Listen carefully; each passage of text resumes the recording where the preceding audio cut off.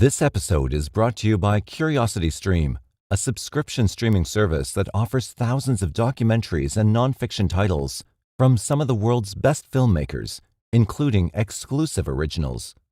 CuriosityStream is the Netflix for nerds, the Hulu for history buffs, the Disney Plus for the scientist in us. CuriosityStream is also extremely affordable at under $20 a year. That's just $1.67 per month. I was pleasantly surprised to find the Crime Scene Solvers episodes in there, 30 one-hour-long episodes, and I don't think I've heard of any of those cases. Just amazing. You'll also find a collection of true crime documentaries, like New Scotland Yard Files, The Case, and many others. But that's just the tip of the iceberg. The content spans science, nature, history, technology, music, and sports. It's also available worldwide on many platforms, like web app, Roku, Android, Xbox One, smart TVs, iOS, Chromecast, Amazon Fire, Amazon Kindle, and Apple TV. Go to curiositystream.com/skd for unlimited access to the world's top documentaries and nonfiction series. And tell them I sent you, and you'll get 25% off, which comes out to only $14.99 a year. That's just $1.25 per month. Some of you pay more just to support my channel, and the yearly deal is basically what I pay on Netflix per month. So click on the link below or go to curiositystream.com/skd. Now back to our video. Even in modern Western societies, gay men and people of color still feel the stinging pain of discrimination.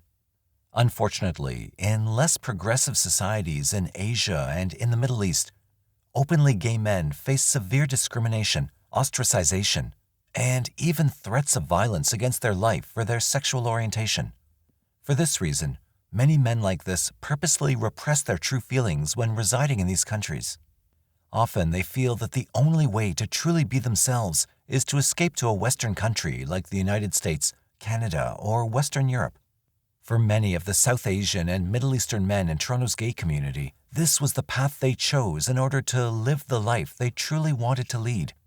But, unknown to them, there was a monster that was living in their midst, hell-bent on exploiting the balancing act many of the men did to keep up their straight personas, while secretly pursuing other men.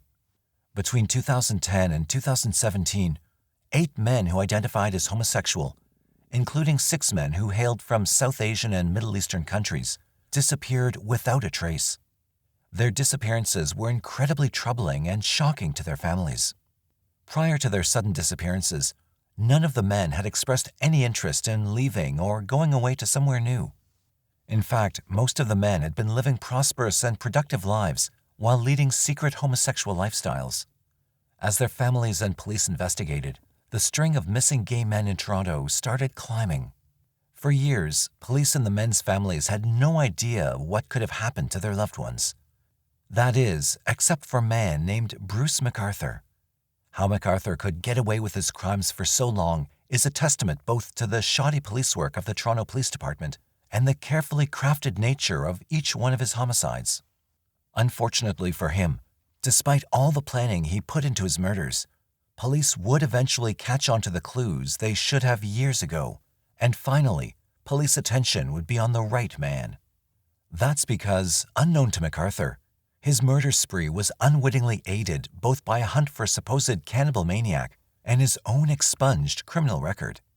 At the time of his arrest in 2018, Bruce McArthur set the record for the oldest active serial killer in Canada at age 66.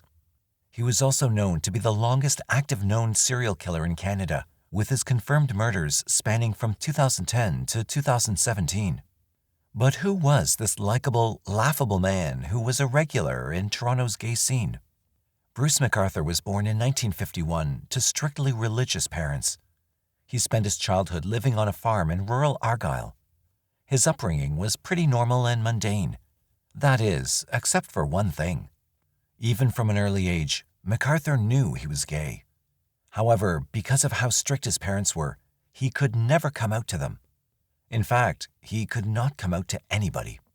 For someone in rural Ontario to come out as homosexual during that time would have caused his family to be ostracized. Instead, McArthur made a conscious decision to keep his love of men to himself for most of his early adult life. McArthur even went as far as to marry and have children with a woman he met while in college, not necessarily because he was bisexual, but because he wanted to keep up appearances of what was considered normal behavior. After graduating college and getting married, McArthur worked in various department stores in downtown Toronto. He eventually got a job as a traveling salesman selling socks to different department stores around Canada. All the while, for the next 20 years, McArthur led an equally boring and mundane life. He was noted to be a staunchly devout member of his church and spent time with his children as any doting father would. However, starting in the early 90s, McArthur finally gave in to his repressed sexual orientation. During this time, his wife suspected he started seeing other men. After about a year of clandestine encounters, McArthur finally opened up to his wife about his sexual orientation.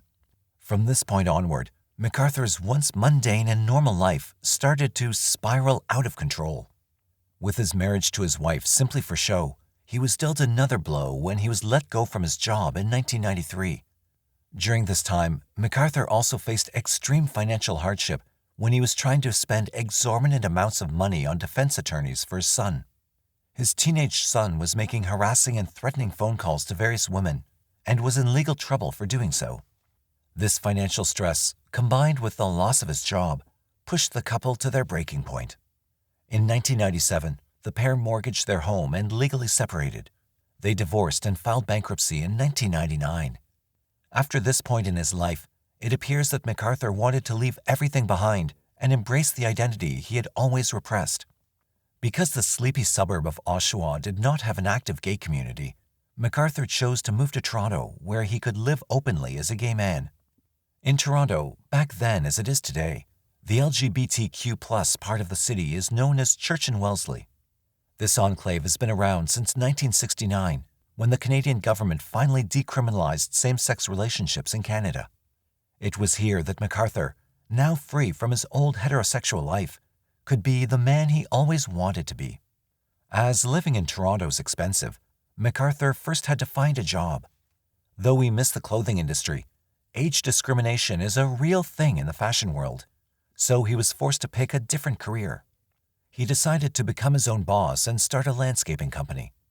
While his initial company may have been nothing more than just a van with some old tools, he eventually built up quite a following of loyal customers among Toronto's elderly residents. It was through this company that he would not only find some of his victims, but also dispose of them. But that would come later.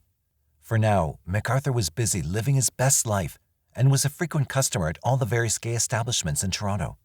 He was known to be friendly and likable, but also had a temper. He was known to have various boyfriends of Middle Eastern or South Asian descent. Everything seemed normal until Halloween night of 2001. On that evening, he met a local gay actor at one of his usual haunts. Under the auspices of showing McArthur some of his different Halloween costumes, the man let McArthur into his apartment. However, McArthur had a different plan in mind. As soon as he was inside, McArthur pulled out a metal pipe he had concealed in his pants. He hit the man several times in his head and his hands as he put them up to defend himself. During the assault, the man lost consciousness, and he awoke to find himself bloodied and alone by his front doorway. Unknown to him, soon after the assault, McArthur went to turn himself in to a nearby police station. Fortunately for his victim, despite needing some stitches on his head and fingers, he was physically all right. However, mentally, the man was left traumatized that he was attacked by someone he knew, who he thought was otherwise harmless. Both sides agreed on a lenient sentence when the government brought McArthur into court. Because he turned himself in and had agreed to plead guilty to the charges, the government opted to give him a 2-year suspended sentence, followed by 3 years of probation. As part of the pre-sentencing report, the court had him examined by several psychologists and medical doctors. McArthur was not found to have been suffering from any sort of mental illness or other medical issues that could have provoked the attack. Establishing this fact was important to the prosecution, since McArthur repeatedly claimed he did not know why he attacked the victim, only that he blacked out and did not remember much about it. The court deduced that the attack was likely the result of an unintended consequence of taking what are called poppers. Poppers is a chemical drug known as alkyl nitrites. Initially prescribed as an early heart medication, homosexual men began using the drug recreationally in the 1960s. Once inhaled, the drug increases heart rate, feelings of euphoria, and blood flow to help enhance sex. McArthur admitted to using poppers that night, and the court suspected this had an unintended reaction with some of the legally prescribed medication he was taking at the time.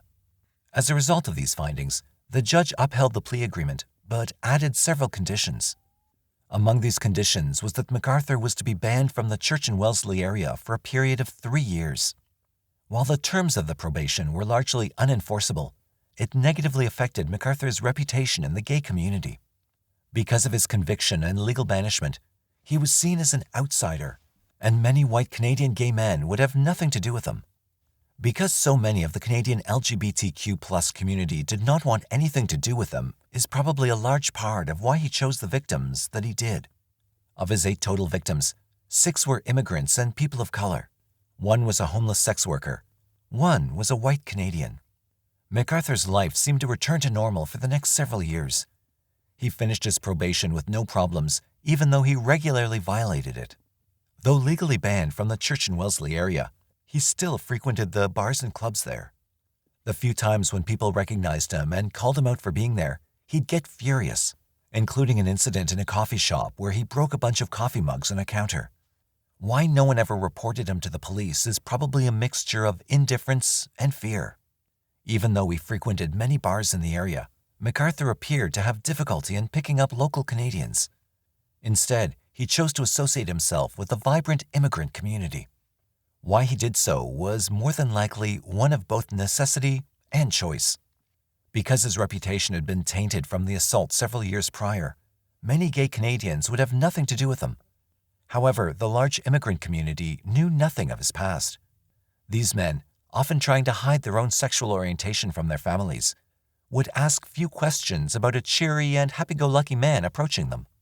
Oftentimes, McArthur would even go as far as to employ many of the men he slept with. These men included his first known victim, Skandaraj Navaratnam.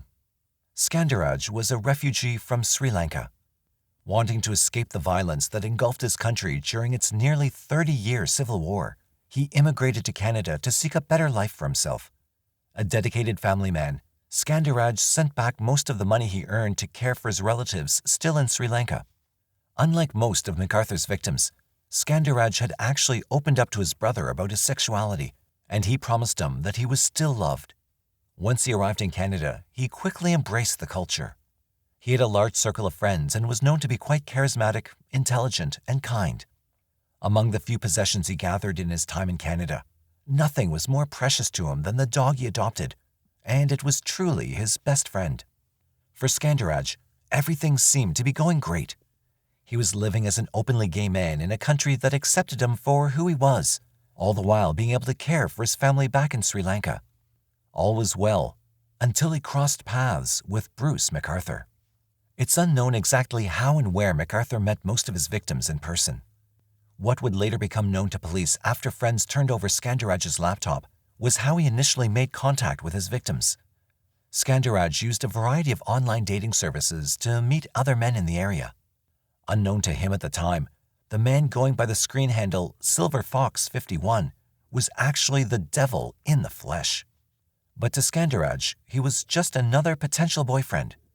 While many of the details surrounding Skandaraj's disappearance and those of the other men still remain unknown, what is known is that he was last seen leaving a local bar called Zippers on the evening of September 6, 2010.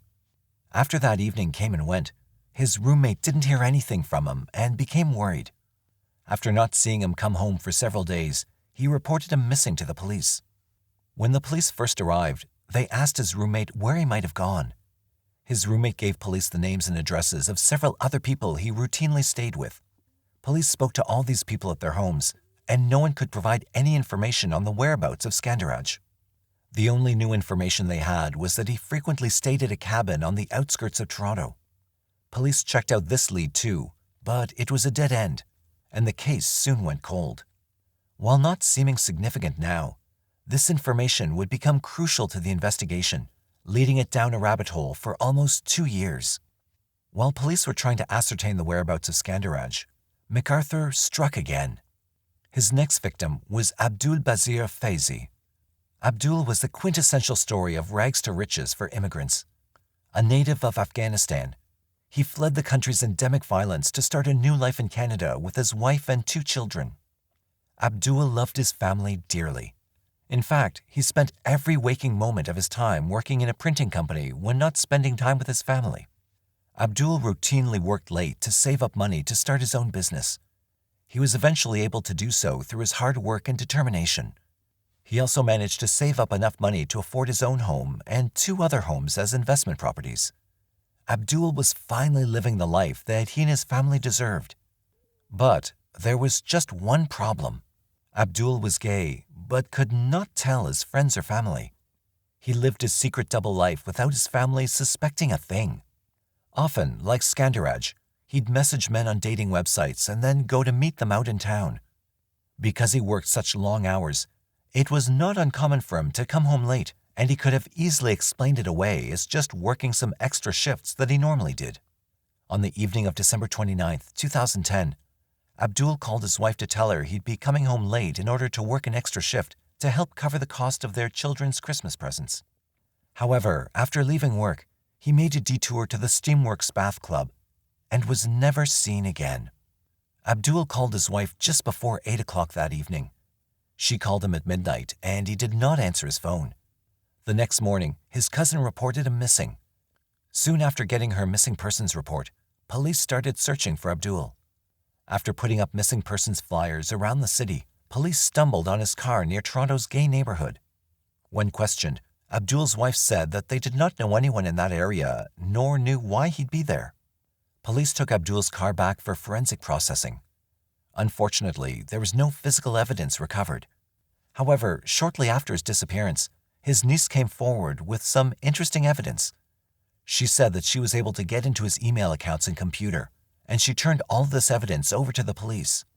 His online presence showed that, like Skandaraj, he was communicating with other homosexual men for meetups throughout the Toronto area. But beyond this evidence, the trail soon went cold too. Police met with community leaders in Toronto's LGBTQ+ scene to discuss possible leads. But these talks in his phone records led police nowhere closer to solving Abdul's disappearance. Unfortunately for the men of Toronto gays community, these first few disappearances would not be the last. It's unknown why McArthur took an almost 2-year hiatus from his second to his third killing. What is known is that for his third victim, Majid Kayan, he met his end at the hands of McArthur on or about October 14, 2012. Majid, like Abdul, was also from a strictly religious family in Afghanistan. He fled the country's endemic violence to bring his wife and 2 children into a better life in Canada. However, though he and his family were safe, Majid still faced some major hurdles. The biggest of those hurdles was his coming out to his wife and family as homosexual. Because his strictly religious family looked down on this life choice of his marriage fell apart and he divorced his wife. From that point on, he maintained contact with his children only. After his divorce, he moved to the Church Street neighborhood to fully embrace his lifestyle for the first time in the open. According to all accounts, not only was Majid a friend to all, but was an amazing and involved father. He spent quite a lot of time with his adult children and talked to them on the phone almost every day. That's why, after his son last saw him at a wedding on October 14th, he reported him missing on October 18th since he did not get his daily phone calls. Police took the report, but did not take it seriously. The case officer assigned did not investigate it for almost 2 weeks, considering the fact that he'd been assigned to the case while on vacation. After returning from his holiday, the investigator spoke with Majid's neighbors. His neighbors expressed great concern for his well-being.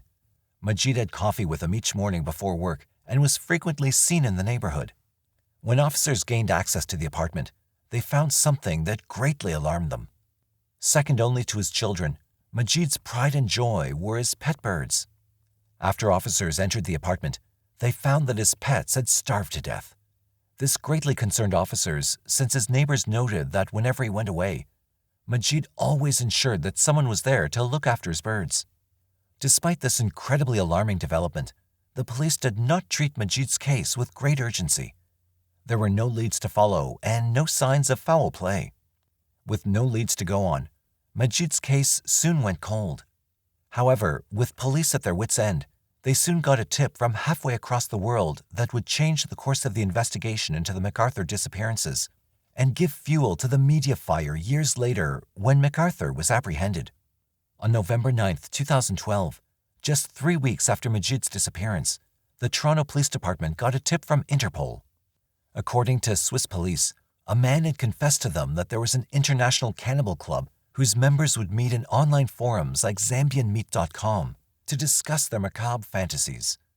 While most of the time, these discussions seemed like pure make-believe, one user noted that a particular member named John Jacobs made some very shocking claims.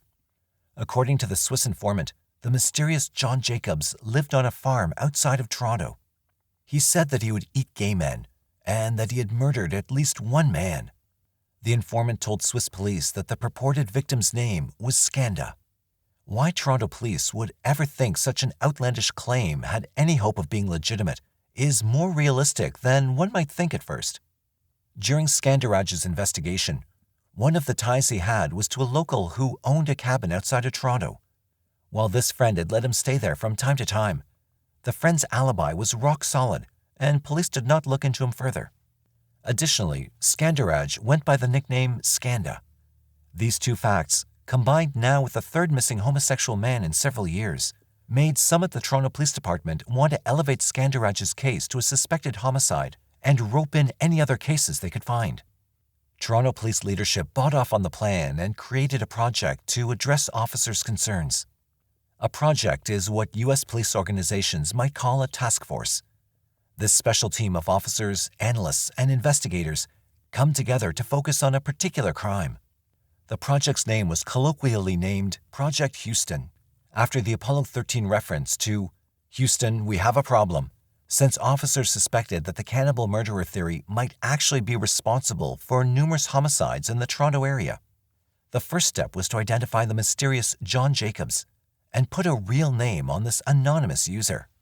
Using online records turned over from the Swiss police, Toronto investigators secured a court order for the IP address, email accounts, and other personally identifiable information associated with the Zambian meat profile.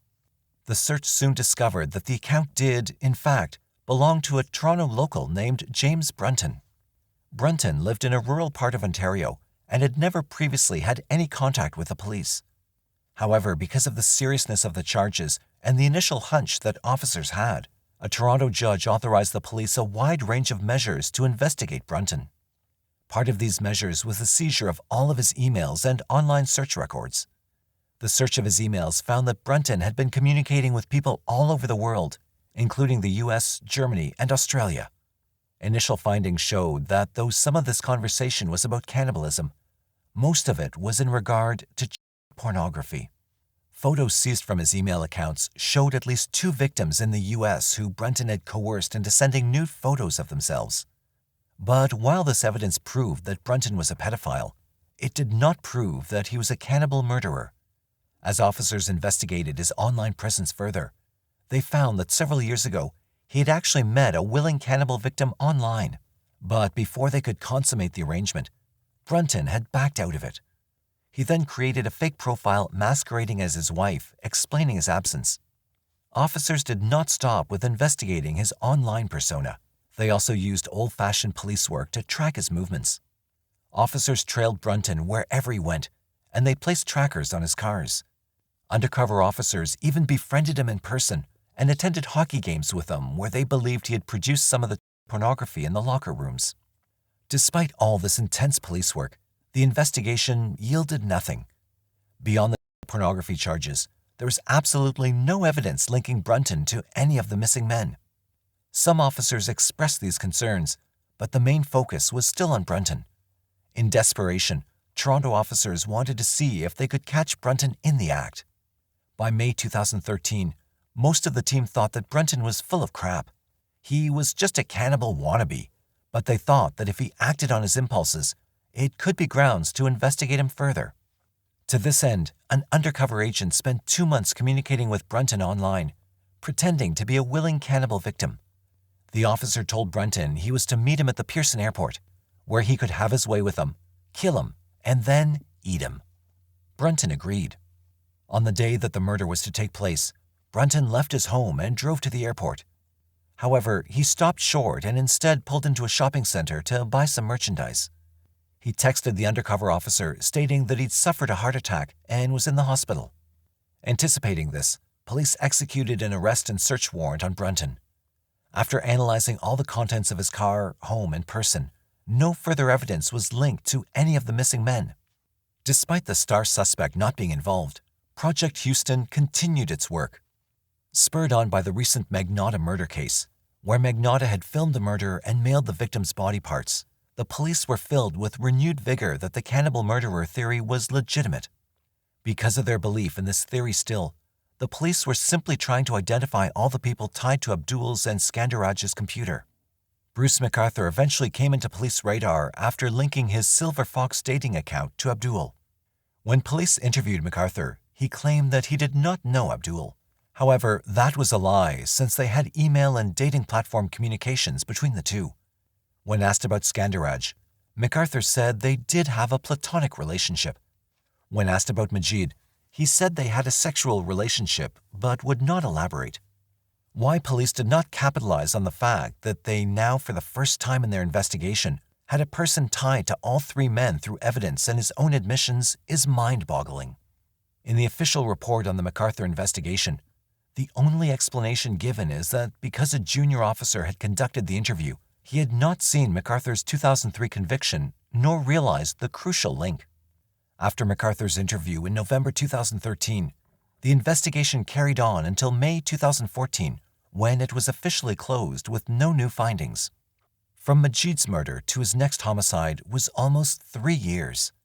Why McArthur waited so long was probably because he'd gotten spooked during the Project Houston investigation.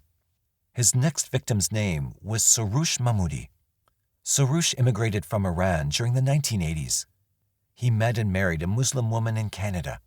He took in her son as his own and was a great dad. His wife expressed how much of a doting husband he was with her. Soroush loved to cook and cooked dinner for his family each night.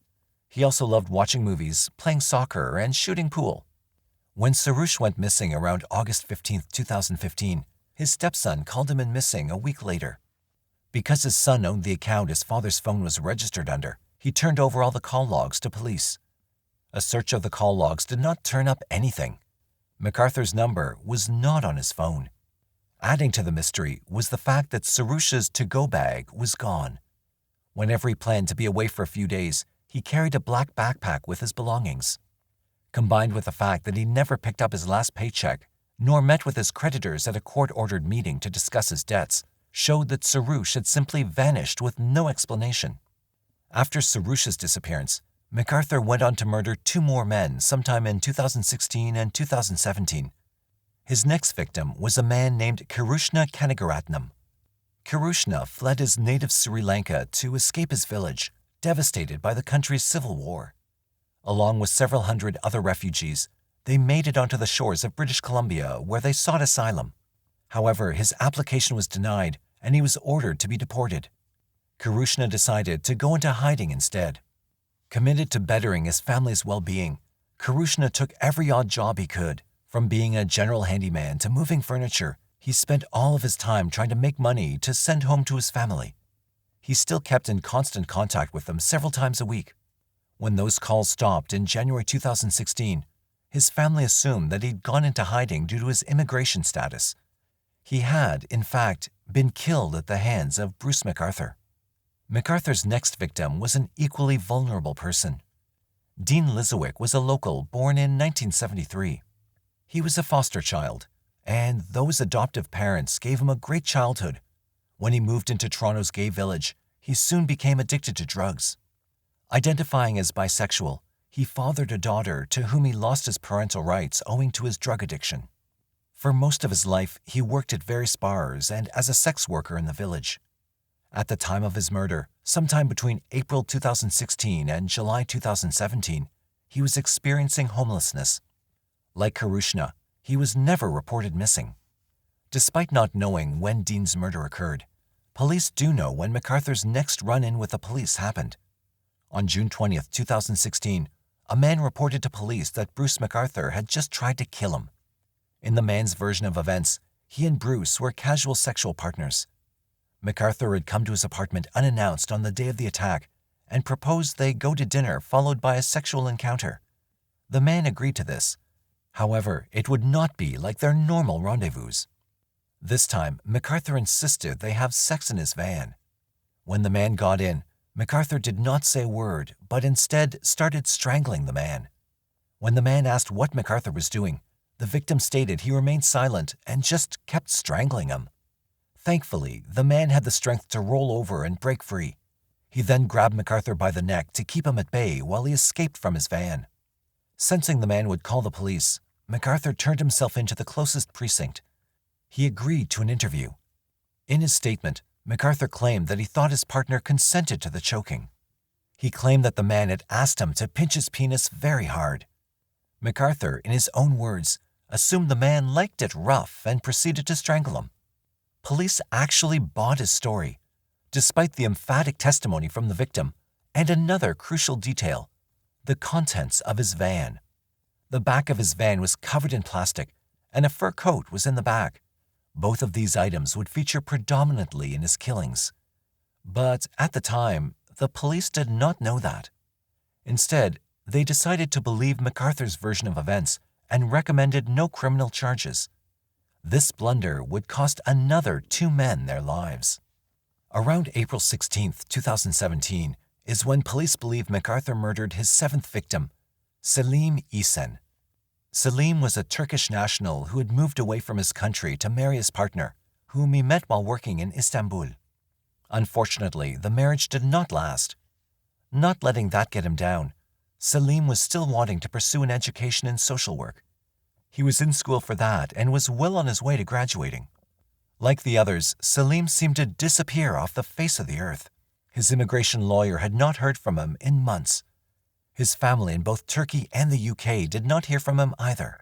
His bank records showed no activity. Selim also missed numerous doctor appointments and meetings with his own social worker. For all intents and purposes, he was just gone with no leads to follow. All that would change with McArthur's final victim, Andrew Kinsman. Andrew was a well-known figure in the gay village.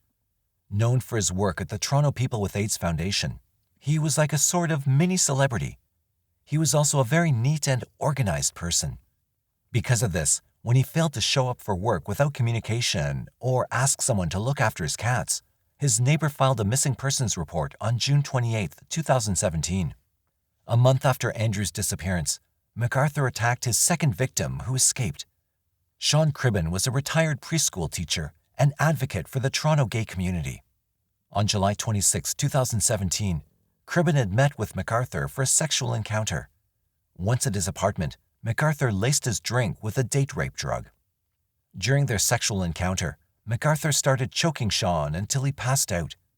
What saved his life was McArthur's roommate coming home earlier than expected. Sean left the apartment and never reported the attack until the police came to him in 2018. They had found photos McArthur had taken of him along with chat logs between the two and connected him to the case. While this assault was not known to police at the time, they knew something was wrong. To investigate the disappearances of Selim and Andrew, police convened a second project, called Project Prism. This team aimed to link the disappearances and potentially the disappearances from the Project Houston men. Unlike the other men, police finally had a piece of easily identifiable evidence. Surveillance cameras outside Andrew's apartment showed him getting into an older red Dodge Caravan.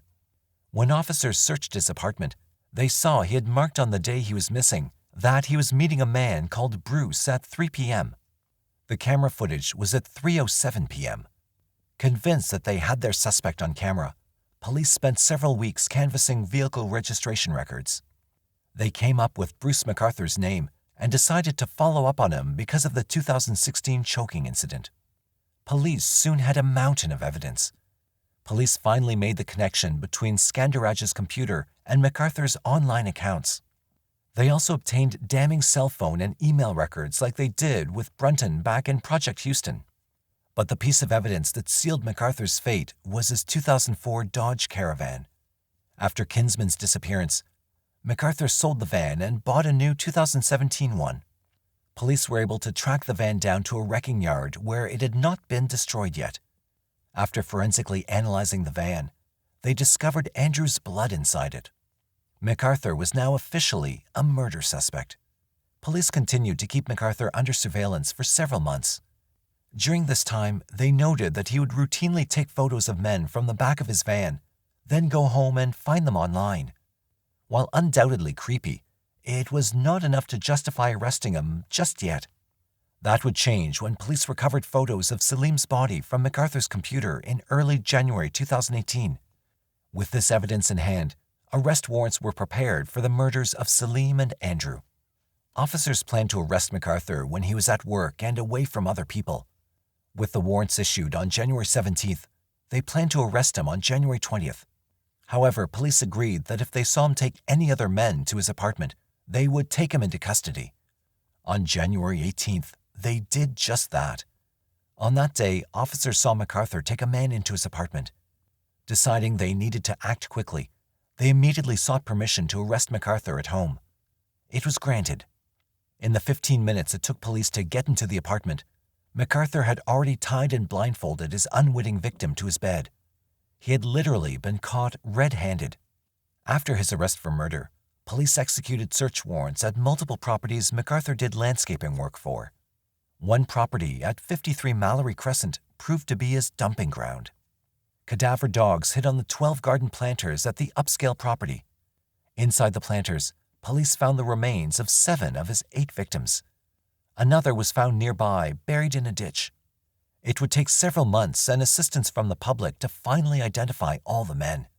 While McArthur would go on to make a 16-minute statement after his arrest, so far, Canadian courts have not allowed it to be released to the public. McArthur did initially plead not guilty, but eventually changed his plea to guilty.